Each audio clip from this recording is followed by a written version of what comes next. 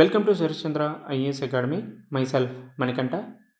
UPSC పీవీక్యూస్కి సంబంధించినటువంటి topics గురించి డిస్కస్ చేసుకుంటున్నాం. ఈరోజు ఎకానమీ పర్స్పెక్టివ్లో ఇంకొక 10 పీవీక్యూస్ గురించి డిస్కస్ చేసుకుందాం.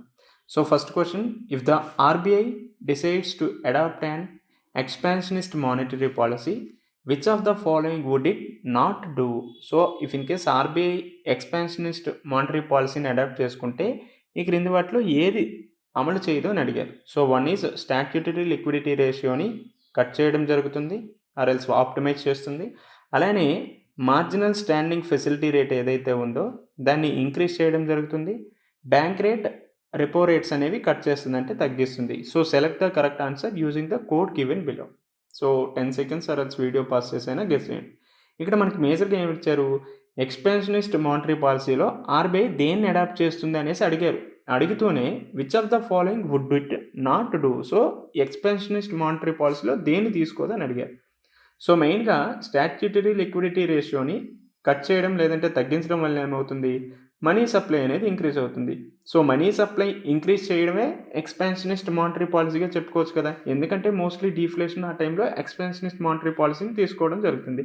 సో దట్ ఇది ఎక్స్పాన్షనిస్ట్ మానిటరీ పాలసీలో one of the measure, right. అలానే బ్యాంక్ రేటు, రెపో రేటు కూడా తగ్గించడం ఏంటి సింబాలిక్గా ఏం చెప్తుంది, ఇది కూడా మనీ సప్లైని ఇంక్రీజ్ చేయడం జరుగుతుంది. ఇది కూడా one of the expansionist monetary పాలసీగానే చెప్పుకుంటాం. అయితే మార్జినల్ స్టాండింగ్ ఫెసిలిటీ రేట్ ఏదైతే ఇంక్రీజ్ చేశారో అది ఎక్స్పాన్షనిస్ట్ మానిటరీ పాలసీ కాకుండా టైట్ మానిటరీ పాలసీలో వినియోగించడం జరుగుతుంది. సో మేజర్గా ఇన్ఫ్లేషన్ ఎక్కువగా అయినప్పుడు వాటిని కంట్రోల్ చేయాలనే ఉద్దేశంతో ఇంట్రెస్ట్ రేట్స్ని ఇంక్రీజ్ చేస్తుంది. So that which of the following would it not do అనేది ఆప్షన్ 2 అనేది సరైనటువంటి స్టేట్మెంట్. సో జస్ట్ మనం ఫస్ట్ ఆప్షన్ తెలిసినా ఈజీగా ఎలిమినేట్ చేసేయచ్చు. So answer is 2 only. ఇక్కడ నాట్ అడిగాడా, కరెక్ట్ అడిగాడా అనేది చూసుకోండి. So second question, consider the following statements in terms of short term credit delivery to the agriculture sector. District central cooperative banks deliver more credit in comparison to scheduled commercial banks and rural banks. One of the most important functions of district central cooperative banks is to provide funds to the primary agricultural credit society. Which of the following statements given above is are correct? So ఇక్కడ just మనం extreme statements ఏవైతే ఉన్నాయో వాటిని ఈజీగా eliminate చేస్తే answer వస్తుంది. Short time credit డెలివరీలో agriculture సెక్టార్లో district central cooperative banks కంటే scheduled commercial banks and rural banks అనేవి ఎక్కువగా క్రెడిట్ అందిస్తున్నాయి, అరౌండ్ 80% వరకు అందిస్తున్నాయి. సో ఈ డిస్ట్రిక్ట్ సెంట్రల్ కోఆపరేటివ్ బ్యాంక్స్ అనేది అరౌండ్ 15 to 16% వరకు మాత్రమే క్రెడిట్ అనేవి అందించడం జరుగుతుంది. సో దట్ జస్ట్ దీన్ని ఎలిమినేట్ చేయండి. So answer 2 only. So one of the most important functions of the DCCB is to provide funds to the primary agricultural credit societies అనేది right answer. So 2 only అనేది correct statement. So third question, the service area approach was implemented under the purview of. So service area approach was implemented under the purview of Integrated Rural Development Program, Lead Bank Scheme, Mahatma Gandhi National Rural Employment Guarantee Scheme, National Skill Development Mission. So answer ఏంటి, మెయిన్గా ఈ service area approach అనేది అటు rural అలానే semi rural are urban ఏరియాస్లో banking facilities అనేవి 1980s 1990s కాలంలో చాలా వరకు అందలేదు. సో ఈ విధంగా ఫైనాన్షియల్ ఇంక్లూజన్ని తీసుకురావాలనే ఉద్దేశంతో రూరల్ ఏరియాస్లో బ్యాంకింగ్ ఫెసిలిటీస్ని అందించాలనే ఉద్దేశంతో లీడ్ బ్యాంక్ స్కీమ్ని తీసుకొచ్చారు. ఈ లీడ్ బ్యాంక్ స్కీమ్లోనే సర్వీస్ ఏరియా అప్రోచ్ని తీసుకొచ్చి అరౌండ్ ఒక 15 to 20 విలేజెస్ని అందులో భాగంగా చేసుకొని అక్కడ డెవలప్మెంట్ ఏదైతే ఉందో ప్లాన్డ్గా ఆర్డర్గా చేయడం జరుగుతుంది. సో ఈ విధంగా సర్వీస్ ఏరియా అప్రోచ్ అనేది లీడ్ బ్యాంక్ సిస్టంలో భాగంగా ఇంప్లిమెంట్ చేశారు. ఎప్పటి నుంచి చేస్తున్నారంటే 1989 నుంచి ఇంప్లిమెంట్ చేయడం జరుగుతుంది. Right. Fourth question, the chairman of public sector banks are selected by the. So chairman of the public sector banks are selected by banks board bureau, reserve bank of India, union ministry of finance, management of concerned bank.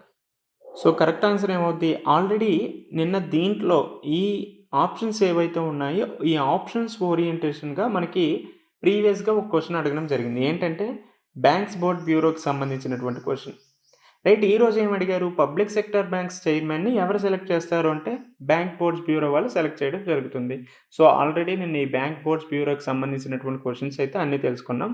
అయితే 2014లో ఈ bank boards bureau కమిటీని ఎవరు recommend చేశారు అంటే PJ Naik committee recommend చేయడం జరిగింది. Right. మేజర్గా if in case ఏదైనా సపరేట్గా మనకి మోస్ట్లీ గ్రూప్ 2 లేకపోతే గ్రూప్ 1 రిలేటెడ్గా అడగాలంటే పీజే నాయక్ కమిటీ ద్వారా ఈ బ్యాంక్స్ బోర్డ్ బ్యూరోని ఏర్పాటు చేశారు. అయితే పబ్లిక్ సెక్టర్ బ్యాంక్స్లో ఎవరైతే చైర్మన్స్ ఉంటారో వాళ్ళని ఎవరు సెలెక్ట్ చేస్తారంటే బీబీబీ వాళ్ళు సెలెక్ట్ చేయడం జరుగుతుంది. రైట్. తర్వాత question, which of the following is not included in the assets of commercial banks in India? Advances, deposits, investments, money at call and short notice. So ఏది సరైనటువంటి స్టేట్మెంట్? ఏది include అవ్వదు, అసెట్స్లో ఏది ఇంక్లూడ్ అవ్వదు. సో నార్మల్గా balance షీట్స్లో అటు assets అదేవిధంగా లయబిలిటీస్ ఉంటాయి. సో నార్మల్గా డిపాజిట్స్ అవ్వచ్చు, అలానే లోన్స్ వీటిని మనం ఎందులో అసెట్స్ వస్తాయి, ఈ రెండిట్లో ఏది లయబిలిటీస్లోకి వస్తాయి అనేది చూసుకోవాలి. సో మెయిన్గా లోన్స్ అన్నీ కూడా బ్యాంక్స్ అనేవి ఇస్తాయి. సో ఈ లోన్స్ అన్నీ కూడా అసెట్స్ పరిధిలోకి వస్తాయి. డిపాజిట్స్ అన్నీ కూడా లయబిలిటీస్ పరిధిలోకి వస్తాయి. ఎందుకు లయబిలిటీస్ పరిధిలోకి వస్తాయి? ఇఫ్ ఇన్ కేసు డిపాజిట్స్గా ఇచ్చిన దీని నుంచి ఇంట్రెస్ట్ వచ్చినప్పటికీ కూడా దీన్ని ఖచ్చితంగా తర్వాత అయినా కస్టమర్స్కి ఇవ్వాల్సిన అవసరం ఉంటుంది కాబట్టి ఇది లయబిలిటీ పరిధిలోకి వస్తుంది. సో దట్ డిపాజిట్స్ని మనం ఈజీగా ఎలిమినేట్ చేయొచ్చు. సో సరైనటువంటి statement option B. 6th question, which of the following is issued by the registered foreign portfolio investors to overseas investors who want to be part of Indian stock market without registering themself directly? Certificate of deposits, commercial paper, promissory note, participatory note. So సరైనటువంటి statement ఏంటి అని తెలుసుకునే ముందు already దీనికి సంబంధించి నిన్న financial market రిలేటెడ్గా కొన్ని క్యాపిటల్ మార్కెట్ ఇన్స్ట్రుమెంట్స్ అదేవిధంగా మనీ మార్కెట్కి సంబంధించినటువంటి ఇన్స్ట్రుమెంట్స్ గురించి చెప్పుకున్నాం.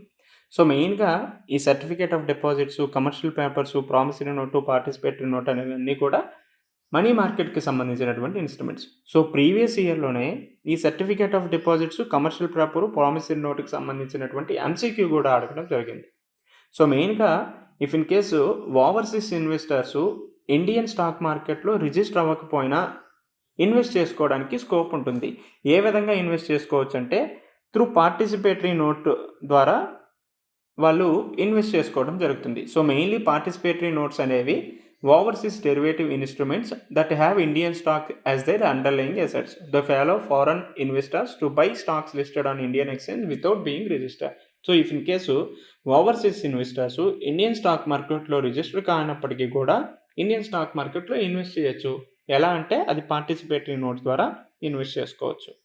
So 7th question, which one of the following is not the most likely measure of the government RBI takes stop the slide of Indian rupee? Option A, curbing imports of non essential goods and promoting exports, encouraging Indian borrowers to issue rupee denominated masala bonds, easing conditions relating to external commercial borrowing, following an expansionary monetary policy. So ఇక్కడ not అనేది అడగడం జరిగింది. So that government of India RBI అనేది Indian రూపీని slide ఏదైతే ఉందో దాన్ని stop చేయడానికి ఏ measures తీసుకుంటుందని చూద్దాం. సో మెయిన్గా ఇంపోర్ట్స్ ఏవైతే ఉన్నాయో దాన్ని తగ్గిస్తూ ఎక్స్పోర్ట్స్ని ప్రమోట్ చేయడం జరుగుతుంది. సో దట్ ఏమవుతుంది, రూపీ అనేది డిప్రిషియేషన్ నుంచి ఎప్రిషియేషన్ అవ్వడానికి స్కోప్ ఉంటుంది. So that government of India అనేది ఈ మెజర్ తీసుకుంటుంది.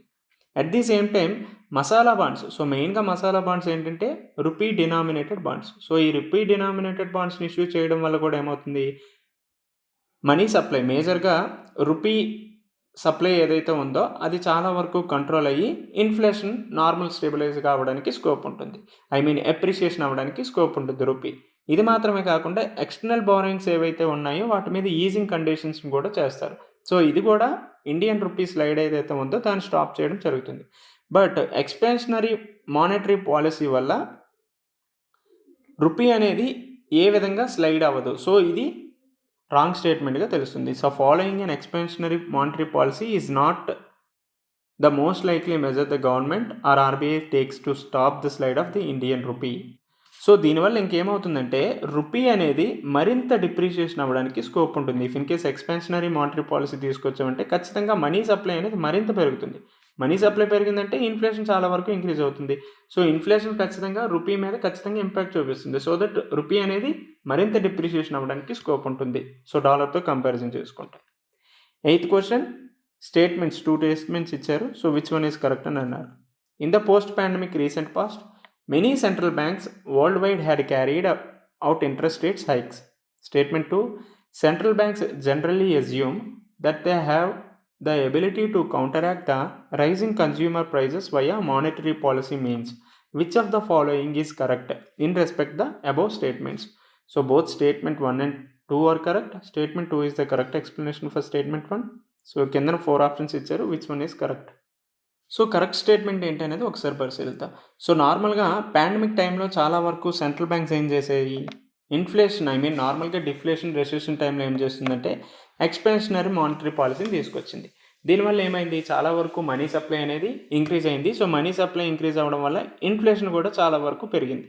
సో ఆ తర్వాత పోస్ట్ పాండమిక్ తర్వాత ఏమైందంటే ఇన్ఫ్లేషన్ అనేది భారీగా రైజ్ అయింది. కాబట్టి ఈ ఇన్ఫ్లేషన్ కంట్రోల్ చేయాలనే ఉద్దేశంతో ఇంట్రెస్ట్ రేట్స్ ఏవైతే ఉన్నాయో వాటిని పెంచడం జరిగింది.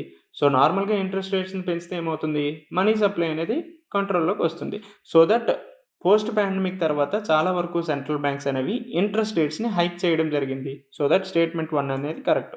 స్టేట్మెంట్ 2 ఏమిచ్చారు, సెంట్రల్ బ్యాంక్స్ అనేవి generally assume that they have ability to counteract the rising consumer prices. So నార్మల్గా కన్జ్యూమర్ ప్రైజెస్ అనేవి పెరిగినప్పుడు ఖచ్చితంగా వాటి మీద కౌంటరాక్ట్గా పనిచేయడం జరుగుతుంది. సో దట్ ఇంట్రెస్ట్ రేట్స్ అనేవి ఏం చేస్తుంది, హైక్ చేస్తుంది. సో దట్ స్టేట్మెంట్ 1, 2 రెండు కరెక్టే. At the same time statement 2 అనేది స్టేట్మెంట్ 1కి correct explanation. Right. 19th question, consider the following statements in respect of digital rupee. So digital రూపీకి సంబంధించిన question. It is a sovereign currency issued by the Reserve bank of India in alignment with its monetary policy. It appears as a liability on the RBI's balance sheet. It is insured against inflation by its very design. It is freely convertible against commercial bank money and cash. So which of the statements given above are correct?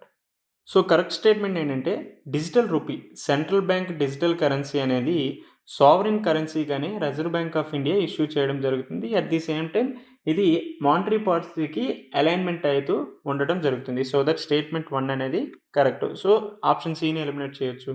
And also RBI balance షీట్లో digital rupee ఏదైతే ఉందో అది లైబిలిటీగానే ఉంటుంది. So దీన్ని కూడా eliminate చేయొచ్చు. So 2 అనేది సరైనటువంటి స్టేట్మెంట్.